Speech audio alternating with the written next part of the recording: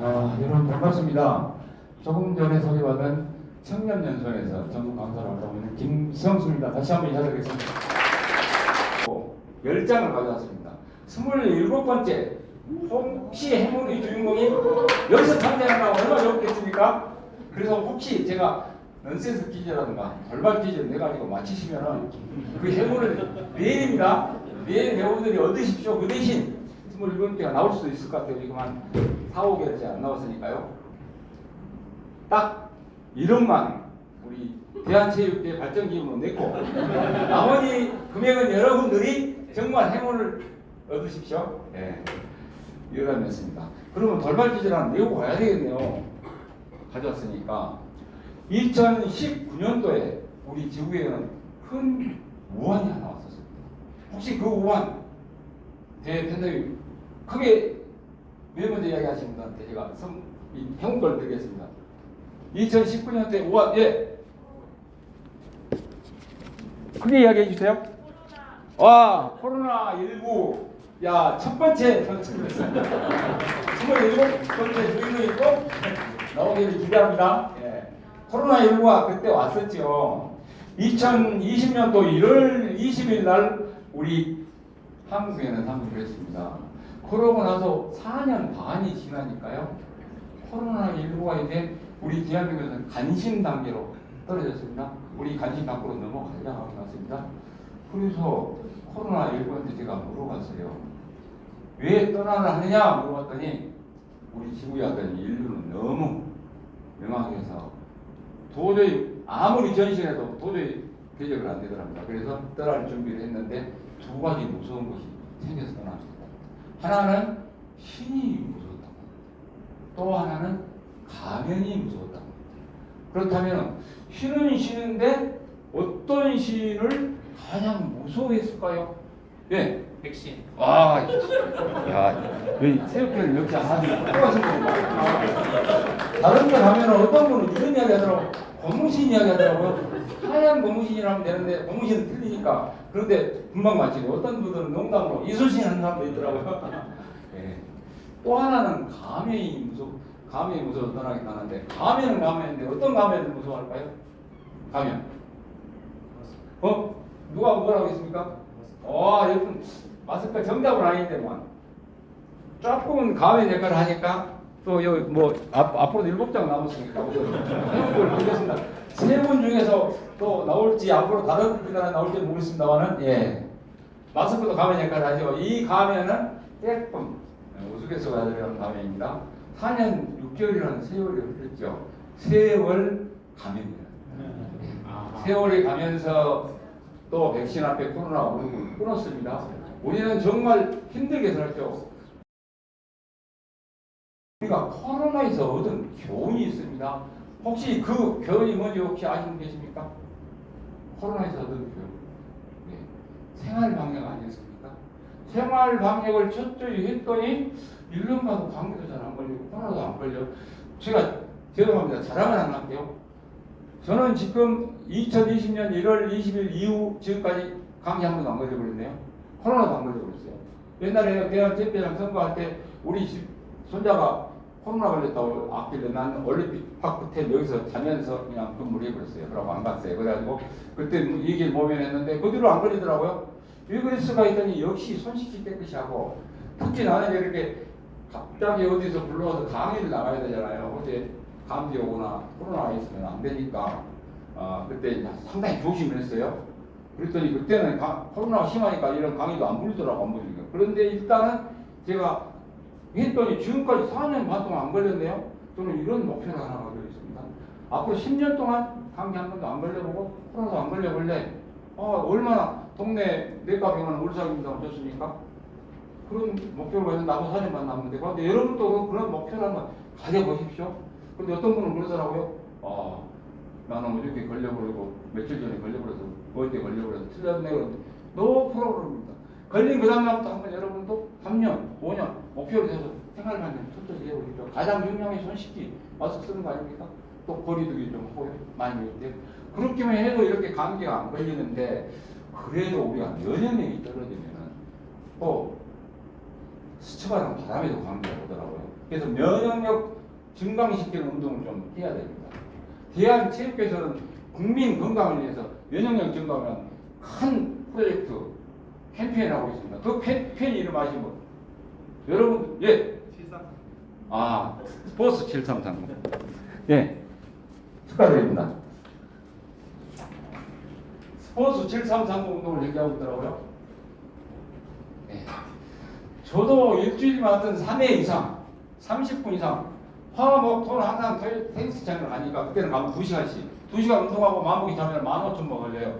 그래서 면역력도 증강되고 또 우리 건강도 챙기고요. 특히 체육회에서는 국민 생활 건강을 위해서 여러분들 최고의 미션이 국민 건강과 행복을 위한 미션을 가지고 있지 않습니까? 그래서 여러분도 함께 7330 운동을 하면서 주변에 전파시켜서 모든 국민들한테 건강함을 만들어주면 좋겠다 하는 생각이 들어서 겸사겸사 서론으로 이런 말씀을 좀 드렸습니다. 오늘 말씀드릴 제가 내용은 법외방지 교육 중에서 이제 2시 조금 넘었지만 3시 한 40분에서 50분 사이에 마치도록 그렇게 하고요. 중간에 한번 10분 쉬기로 하고요. 오늘 제목은 원래는 법외방지 중에서 갑질의 방각 탐탁금법 중심으로 좀 준비를 해달라고 해서 했는데요. 여러분들한테는 이런 내용들은 다 아는 내용들입니다. 저는 이런 주제를 가졌습니다. 스포츠 리더의 품격이라는 주제를 가졌습니다. 여러분들이 사실 민선 1기, 2기 지금 마지막 시기를 맡고 있거든요. 체육회장님으로 봐서는. 그런데 2016년도에 여러분들은 생활체육, 엘리트체육, 국가올림픽조직위원회 전부 합쳐서 통합해서 명실상부하게 여러분들은 스포츠의 컨트롤 타워가 대한체육회가 됐습니다. 여러분들이 그 주인공이 됩니다. 그래서 이제는 그동안에 아까 좀 전에 우리 총장님께서 이야기했지만 등급, 예부평가 때문에 등급이 안 올라간답니다. 저도 이제 좀 이따 그런 말씀을 드리겠습니다만 여러분들 좀 억울한 측면이 있어요. 그동안에 사실 스포츠 관련되던 사회 국계 갈등에서 미투 운동들이 일어나고 또 갑질 운동이 일어나고 또 스포츠계에서 각종 사건 사고들이 많이 났어요. 대한체육회 여러분들이 열심히 하면서도 종목장체, 회원 종목장체, 그 다음에 시, 군구, 시도, 지방체육회 일, 스포츠 관계자들의 사건 사고 전부 타합인 여러분들한테 모든 평가가 귀결되더라고요. 그럼 우리가 어떻게 해야 될까? 이제는 우리 컨트롤 타합인 여러분들이 스포츠 리더의 품격을 가지고 여야단체 모든 스포츠 관계자들을 여러분들이 함께 끌어안으면서 끌고 나가야지 2028년도에는 아마 청년 등급 2등급 이상 또 경영 우수 기관으로서 확실하게 자리하지 않을까 그렇습니다.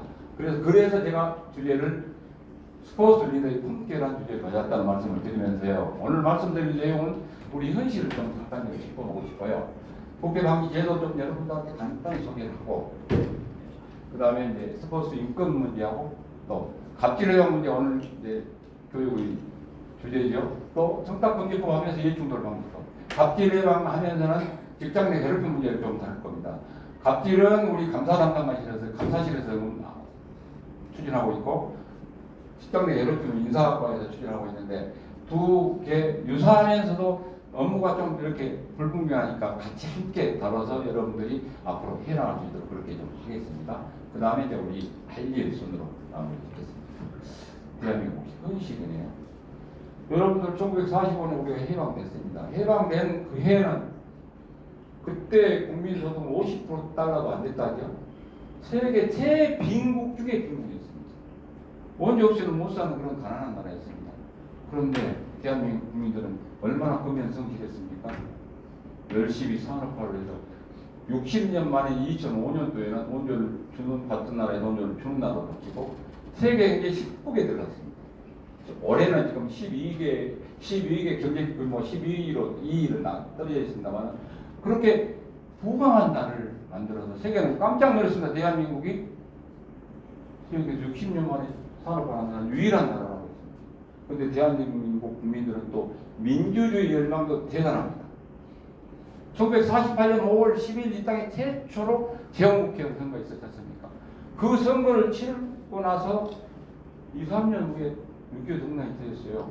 그때 52년도에 대통령 선거가 돼 있었습니다. 그때 영국의 종국 기자 와서 보면서요, 무슨 말을 했냐면, 한국에서 민주주의 이제 시작한 지 4년밖에 안 됐으니까 뭐 당연하겠죠.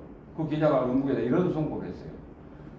대한민국에서 앞으로 민주주의를 꼽을 수 있다면 차라리 쓰레기통 속에서 장미꽃을 피우는 것은 더러울 것 같다고 그렇게 선고를 했어요. 얼마나 대한민국 국민들이 민주주의 또 이렇게 정말 투망해서 이렇게 영국에 선고를 했겠습니까? 정말 수치스러운 일하니까. 그런데 대한민국의 국민들이 민주화 연합도 대단했습니다. 공교롭게도 영국의 이코노미스트에서는요, 딱 60년 만에 2008년 만에 8년도에 대한민국을 완전한 민주주의 국가로 평가했어요. 그때 평가 지표를 봤더니 절차적인 민주주의, 선거란 통합 민주주의가 9점 이상 나왔어요. 근데 정치 문화는 역시 지금 정치인들이 좀 문제가 있는 것 같아요.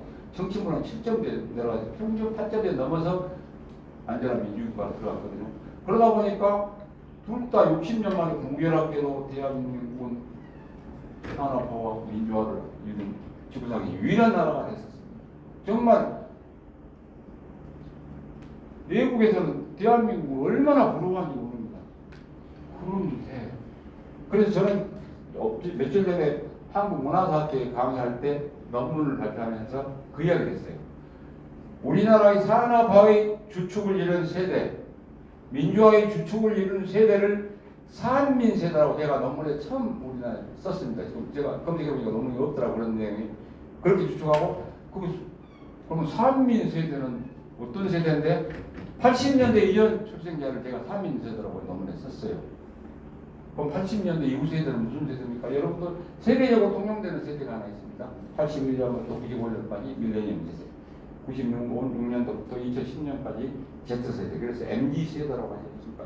아마 여기 계신 분 대다수가 MZ세대고 대한민국의 미래를 끌어갈 중추적인, 세계적인 때의 미래를 끌고 갈 중추적인 역할을 하는 세대가 MZ세대입니다. 근데 MZ세대도 또 특성이 좀 있죠. 근데 산민세대하고 상당히 차이가 있어서 우리 대한민국도 산민세대하고 MZ세대의 갈등이 존재하고 있습니다. 이런 것 때문에 조금 대한민국이 좀 혼란스러운 점들이 많이 나오고 있습니다. 산민세대가 조금은 정말 어떻게 보면 우리 MZ세대한테 미안함을 줘야 됩니다. 우리가 살아나갈 때는요, 밖에 나가면 일자리 널려 있었고요, 부지런하기만 하면 먹고 살 수 있고 충분히 할 수 있었는데 요즘은 어렵지 않습니까? 집안집 마련하기도. 그래서 그런 문제가 있는데 대한민국의 MZ세대들은 또 대단합니다. 여러분, K컬처 한국의 문화, 특히 K-팝 세계적으로 유행시키고 세계가 깜짝 놀라지 않으면 한국의 문화고 그 정도로 우뚝스럽게 만든 것이 바로 BTS를 중심한 여러분들의 MZ세대였거든요. 그래서 이제 우리 MZ세대들하고 우리 산민세대가 합해서 이루는 이 경제성과 민주화성과를 잘 우리 알파세대한테 넘겨줄 수 있는 일을 우리가 좀 했으면 좋겠다 하는 말씀 좀 드리면서 우리 연설을 좀 장황하게 이야기했습니다. 2400년 전이네요. 소크라테스 그랜드 파더입니다. 우리 인류에게 너 자신을 알라는 화두를 딱 던져놓고 봤습니다. 그런데 3년 전에 나오라가서 그 코로나 성공할 때 테스 형하고 형님이라고 소환을 해보더라고요. 국민들의 좀 마음을 어루만지려고 이런 노래를 해왔던 것 같아요. 그래서 제가 이 노래를 좀 여러분들이 정신 듣고 났으니까 잠깐 한 소절 듣고 가져왔습니다.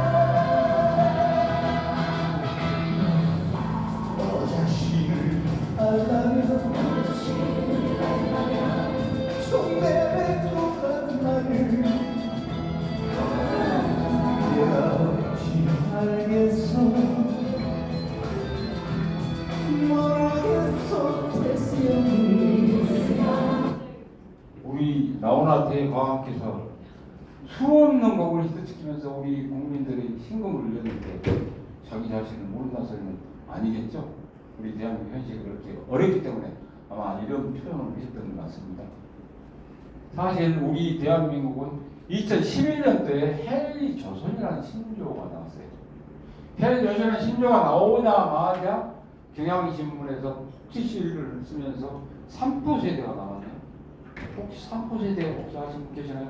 선물 있는데 삼포세대 연애를 포기한다네요. 결혼을 포기한다네요. 출산을 포기하는 세대가 왔어요. 대한민국 빨리빨리 문화가 또 뿌리를 내리고 있죠. N포세대까지 하고 있습니다. N 끝이 어디입니까? 목숨을 던지는 그런 세대까지 하고 있네요. 그러다 보니까 대한민국이 세계에서 자살률 1위입니다. 특히 청소년 노인 자살률이 없습니다. 인구 문제가 어저께 그저께 우리 대통령께서 인구 국가 비상 사태를 발표했습니다. 지금 작년도 출산율이 0.72명입니다. 23만 명 정도 참생했거든요. 그러니까 옛날에 60년대는 100만 명 이상 시절인데 벌써 4분의 1로 반토막 났지 않습니까? 영국이 코얼먼것은 2305년에 우리 지구상이 멸망한 나라 1호가 대한민국이라고 그렇게 유엔에다 연구보고서를 썼거든요. 그래서 정말 어려운데 이런 현실이 출산을 포기하게 만든 현실이 아니었는가 싶습니다. 부패, 일자리 갈등, 인구 안전, 또 안보 문제까지 첩첩산중입니다. 우리가 진짜 주변에서 하면서 해나갈 수 있는 첫 번째 산길 하나, 부패 적절만이라도 해나간다면 틀림없이 우리 대한민국은 지금 가지고 있는 그동안의 노하우와 베이스 충분히 초일 선진과 갈 수 있습니다. 그리고 우리가 같이 한번 해야 되고 체육회는 체육회대로 그렇게 나간다면 2008년도에 2등급 청렴도가 된다면 우리나라 국민소득도 아마 5만 불, 6만 불 올라갈 겁니다. 좀 이따 그것이 왜 그런지를 입증해 드릴게요. 그래서 여러분들의 앞으로 비전이 2028년도까지 900만 년도 우수 기관으로서 그 다음에 청렴도 2등급 이상의 기관으로서 발전 좀 하자고 여러분들한테 오늘 말씀드리고 여러분들이 그 발전한 기본 키워드는 대한민국 컨트롤 타워의 대한체육회의 임직원에 여러분들이 품격을 제대로 환경시켜서 이 난제를 해주셨으면 좋겠다는 말씀을 드립니다. 우리나라 국회 박이 제도를 좀 가볼게요. 국회 투명성 교육에서 1월 30일 날 발표했는데 전년도에는 32년 1등이 올라가 버렸네요. 또 점수는 63점이었는데 그대로 63점. 지금 2016년도에 청탁금지법이 나오면서 청렴도가 상당히 올라갔어요. 매년 증가했는데 전년도에 이제 주춤하면서 오히려 뒷걸음질을 하네요. 다시 우리가 일어서야 할 것 같습니다. 여러분 또 대한체육회도 이번 금년을 기점으로 해서 내년부터 한 4년을 제2 도약의 기획으로 꼭 삼았으면 좋겠다는 말씀을 드리고요. 일찍이 아시아에서는 4마리 왕이 있었습니다. 한국, 홍콩, 대만, 일본 1960년대 살아온 핵시아 그 나라들은 전부 지금 선진국 대열에 들었고요. 우리나라보다 다 청렴도가 높습니다. 대만도 높고 또 싱가포르도 홍콩도 높고 싱가포르야 물론 세계 5위니까요. 그런데 그때 싱가포르 이강국 수상은요. 우리 종교 때 다산 정약용 선생의 원민심서를 읽어봤는가 봐요. 원민심서에 이런 이야기가 있습니다. 한 나라의 흥망성쇠는 예침이 아니다. 내부 관료들의 부패에 따라서 그 나라가 망한다고 했어요. 요즘 같은 공직자들이 부패가 망한다는 얘기인데 그 말은 입증이 돼 있어요. 역사적으로 신라, 로마, 철저, 버로도 495년 다 마지막에 망할 때는 어떻게 망했습니까? 왕들 부패하고 관료들 부패해서 뭐 일시조선도 우리 정약용 선생님이 미리 예측을 해놨는데 바로 부패로 망했지 않습니까? 그것을 입증을 해줬는데 싱가포르 이강국 수상은 60년대 막 산업화를 하면서 무슨 이야기를 했냐면요. 우리나라의 흥망성쇠는 외부 경제적인 집도라든가 예침이 아니다. 내부 부패에 따라서 나라가 망하고 망한다. 그렇기 때문에 이것은 필수 선택 사항도 아니다. 강력한 제도로 다툴어야 된다고 여러분들 아마 들어 이야기 들었을 겁니다. 싱가포르에서는 강하게 반부패 드라이브를 걸고 그때부터 강력하게 처벌했거든요. 그러다 보니까 지금 세계 5위 83점 이렇게 깨끗한 나라거든요. 서울시립대 방학부연구소에서는 이런 연구한 결과가 있습니다. 청년도가 10점이 올라갑니다. 그러면은 국민 소득이 25% 증가한다는 연구 결과가 있어요. 왜 그러냐면 청년도가 10점 올라가면 예금이 투자가 늘어납니다. 수출이 20% 이상 늘어납니다. 그래서 결국 국민소득 25% 늘어납니다. 80점 냈다. 50% 이상 증가. 우리나라도 지금 한 10만 원 시대에 갈 겁니다. 그런데 3만 5천 불에 머물러 있지 않습니까? 너무나 안타깝지 않습니까? 만약에 우리 박정희 대통령은 상당히 깨끗했다고 평가하고 있습니다. 다른 전두환, 노태우 대통령들은 수없는 미자국 때문에 정말 그게 있지만요. 그런데 그때 새마을 정신을 근대화하면서 같이 민주화하면서 산업화하면서 그 정신에다가 하나만 더 넣었으면 얼마나 좋았을까 하는 생각이 들어요. 근면 성실, 근면 자주 협동이 생활 정신이 기본 키워드 3 정신입니다. 거기다가 청년만 넣어놨으면 우리도 이렇게 됐을 것 같다는 생각이 들어요. 싱가포르처럼. 참 아쉽다. 그러나 이제부터라도 우리나라 제도를 잘 여러분들이 지키면서 이제는 부패한 나라에서 벗어났으면 좋겠다는 말씀을 드릴게요. 부패하면 코럽션이라고 합니다. 다 러프트, 파멸하다. 다 함께 파멸하다. 폭삭을 망하는 것이 부패라고 용어는 표현하고 있네요. 그래서 강력한 제도가 필요하다. 우리나라는 이런 제도들이 많이 만들어져 나왔습니다. 1981년도에 공직자윤리법이 만들어졌어요. 공직자윤리법은 종이 호랑이였습니다. 공직자 재산 등록을 하겠지만 그 당시에는 비실명으로 다 무기명 세건들을 갖고 그래가지고 노태우 전두환 대통령 비자금 사건이 많이 터졌지 않습니까? 그런 문제들이 다 있었는데 제대로 잡히지 않았다가 2001년도에 부패 방지 건의법 만들어지면서 컨트롤타가 생겼어요. 그러고 나서 벌써 23년이 흘렀는데도 아직까지도 부패 공학의 오명에서 벗어나고 있습니다. 특히 2012년도, 13년도 그 무렵에 여러분들 한 번쯤 들어봤습니다. 떡값검사, 스포츠 검사에 대해서 많이 들어봤습니다. 그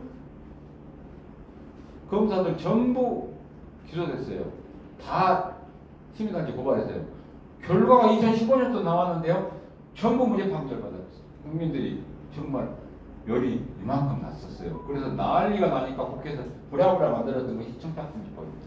그래서 청탁금지법이 2016년도 9월 28일부터 시행됐는데요.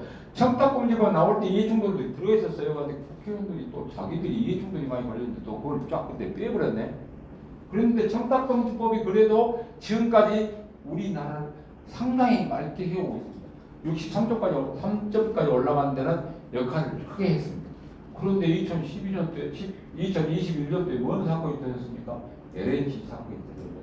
이해충돌 문제가 딱 되면서 그래서 이해충돌 범법이 나오고 나서 22년 5월 19일부터 시행되다 보니까 이제 부패 관련 법들은 어느 정도 안비됐습니다.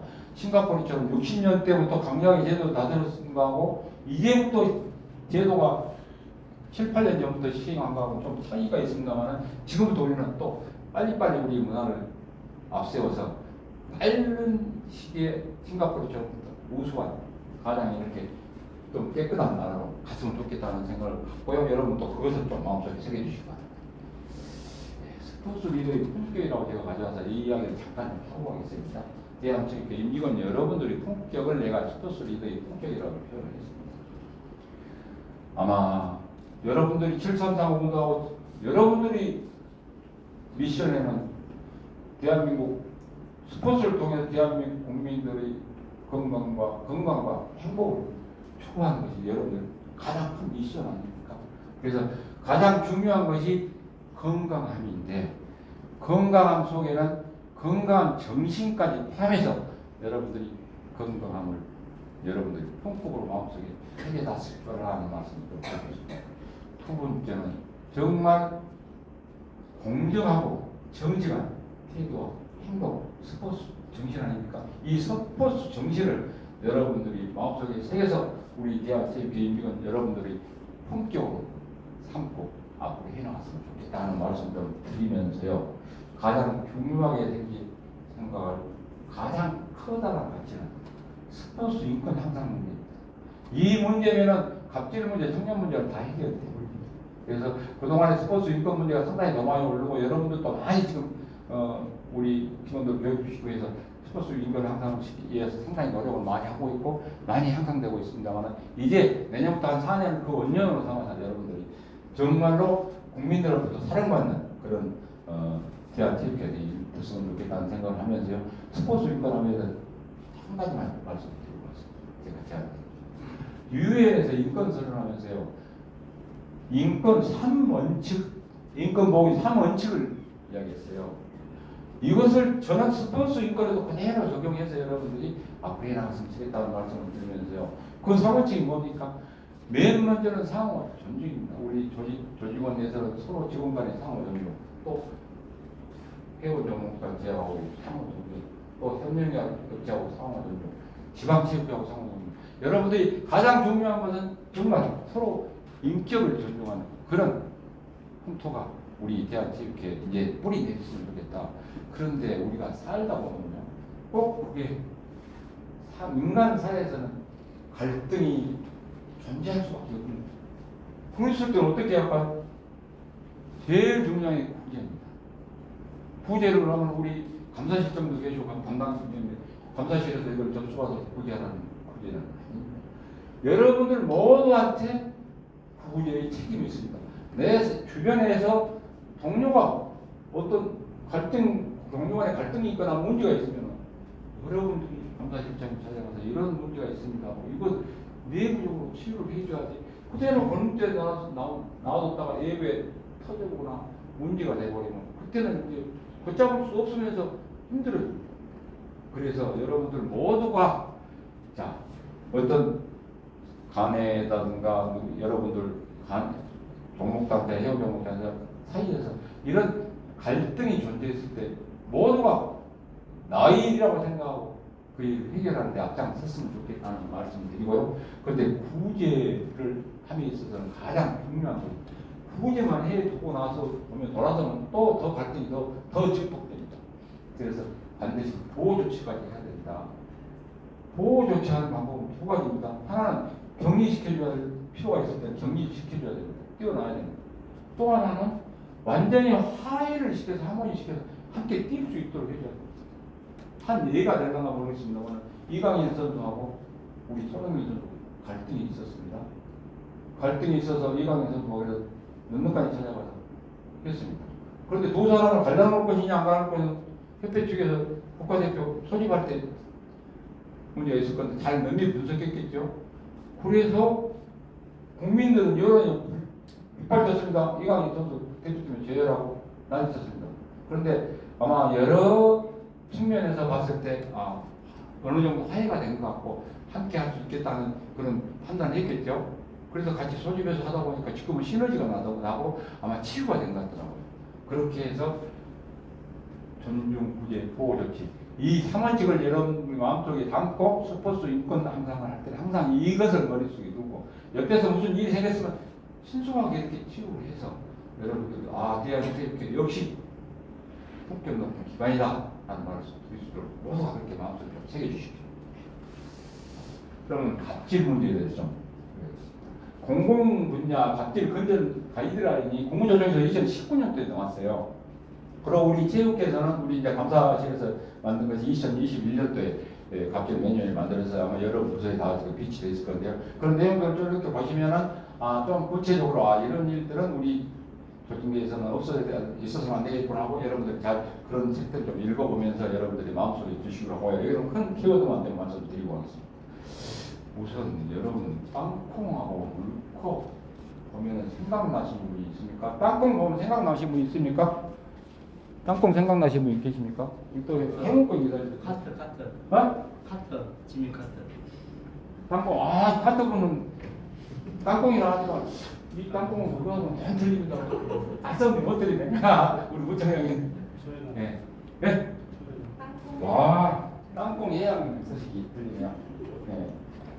소연아, 땅콩 해양 때문에 우리 대한민국이 갑질 공화국이라고요. 사실 땅콩이란 뉴욕 타임즈가 땅콩이란 갑질이란 신조어가 생겨버렸어요. 그래서 지금 이제 보싱 해가지고 이제 그 영국 그 사전에 올랐다는데요. 그때는 갑질이라고 뉴욕 타임즈에서 사설을 대한민국 살펴봤더니 정말 갑질 공화국인데 94년도 12월 달에 한국 영화로 한 것도 그 밑에 동생은 지네우에서 주 홍보팀한테 직장 내 괴롭힘 또 부사장 저 부사장 있죠 물컵 하고 했다고 난리가 났습니다. 이 두 사건이 아마 변리가 돼서 대한민국 실태를 조사해 봤더니 이렇게 나왔어요. 갑질 한국에서 그렇게 조사해 보니까 96 갑질 공화국이네요. 하여튼 수치만 보면 갑질의 심각성을 96%로 봤습니다. 갑질을 경험해본 것이 90%입니다. 100명 중에 10명은 갑질한 사람인 것 같죠? 90명이 다 갑질 당했다 이랬던 거. 어디서 그런 일이 많이 나오는가 분석해봤더니 문제는 정치가 문제라 했는데 권력기관 정치권이 가장 큰 문제더라고요. 또 사회 관계별로 봐서는 본사 대리점 관계인데 우리 대한체육회는 어떻게 보면 회원종목회하고 지방체육회하고 본사하고 또 내화기관 관련하고 마찬가지로 여러분들도 가베이치가 많이 써 있습니다. 협력업체도 있고요. 그래서 여러분들도 여기서 자유로울 수 없으니까 여러분들이 각 기관 단체 또 우리 조직원 간에 이 문제를 항상 마음속에 해결하라 하는 말씀 좀 드리면서 갑질과 관련된 동영상 하나 보고 가겠습니다. 고양시청 SNS 계정에 올라온 글입니다. 근무 시간인데 집에 가고 싶다. 이 솔직한 속내를 밝힌 건 28살 MZ세대 공무원이었습니다. 직업적 안정성 덕에 큰 인기를 누리던 공직사회에도 이렇게 사생활을 가장 중요시하는 MZ세대들로 인해 변화의 바람이 부는 모양입니다. 그래서인지 최근 4년 동안 3만여 명의 MZ세대가 공직사회를 떠났는데 특히 경직된 조직 문화를 그 원인으로 꼽았습니다. 실제로 한 지자체에서 소속 공무원들을 상대로 직장 내 갑질에 대한 인식조사를 해봤더니 똑같은 행위에 대해서 MZ세대는 갑질이다, 팀장급들은 뭐가 문제냐 이렇게 정반대의 결과가 나왔다고 합니다. 여러분의 입장은 어떠신가요? 양창희 기자가 보도합니다. 아야 얼른 자료 달라고. 밥 먹을 시간이 어딨냐? 옷이 좀 거시기 하고 부담스럽네. 회사에서 무심코 건넨 말이 누군가에게 상처가 된다는 내용의 영상. 광주광역시가 제작한 갑질 방지 홍보 영상입니다. 영상 제작을 위해 광주시 감사위원회는 공무원들을 대상으로 심층 인터뷰를 했습니다. 이른바 MZ세대 공무원 90명과 40, 50대의 팀장급 공무원 20명에게 4가지 사례를 주고 갑질이라고 생각하는지 질문한 겁니다. MZ세대들은 대부분 갑질이라고 봤지만 팀장급 공무원들은 복장 지적 빼고는 갑질로 인식하지 않았습니다. 유효 응답자가 900여 명에 이르는 광주 공무원 인권 실태 조사에서도 갑질에 대한 인식과 경험의 세대별 차이가 뚜렷하게 드러납니다. 20, 30대 공무원은 60% 이상이 직간접적 갑질을 경험했지만 50대는 38%만 겪었다고 답했습니다. 간부 공무원의 갑질 경험은 하위직에 비해 절반에 그쳤습니다. 전국 곳곳에서 MZ 공무원들의 퇴사가 늘어나는 것도 이런 분위기와 무관하지 않다는 지적이 나옵니다. 공무원들이 가장 많이 꼽은 직장 내 갑질의 발생 원인은 경직된 조직 문화. 갑질 경험으로 인한 가장 큰 변화는 근무 의욕 감퇴였습니다. KBS 양창입니다. 아무래도 갑질 문제가 시각차가 많이 있죠. 기성세대하고 우리 또 MZ세대분들하고요. 그러나 여러 MZ세대 여러분들이 우리 대한민국을 이끌고 가는 중추적인 역할을 하고 있고 여러분들의 생각과 우리 옛날 기성세대 생각을 여러분 생각에 다시 접목해서 다시 변화를 해야 된다. 그런 말씀 좀 드리겠습니다. 갑질 판단 요소입니다. 3가지 요소입니다. 첫 번째는 필수적으로 행위자가 우월적 지위에 있는 것입니다. 그 다음에 직무상 특정 범위를 넘어섰는지, 그 다음에 피해자한테 심심히 고통을 줬는지, 공익 저희가 있었는지. 직장 내 괴롭힘하고 똑같은 용어입니다. 다만 직장 내 괴롭힘에서는 관계에 의해서 괴롭힘 상황이 나오는 상황이 있어요. 다시 말해서 한 상이 직장 내 괴롭힘은 나옵니다. 그런 부분만 좀 틀리고요. 조금 이따 직장 내 괴롭힘 할 때 다시 소상히 좀 설명드릴게요. 8가지 가이드라인, 여러분들이 가이드라인 나와 있는 가이드라인입니다. 맨 먼저는 법령 위반 문제입니다. 두 번째는 사적 이익을 추구하는 문제예요. 그다음 세 번째는 부당한 인사 문제도 많이 좀 나오고, 가장 많이 나온 것이 비인격적인 대응 문제가 많이 나오고, 조금 이따 여러 아마 종목단체에서 회원 종목단체 그 전년도에 그 갑질 그 사례조사하고 있는데 그때 설명 좀 구체적으로 드리겠습니다. 그 다음에 다섯 번째는 기관 이익 문제입니다.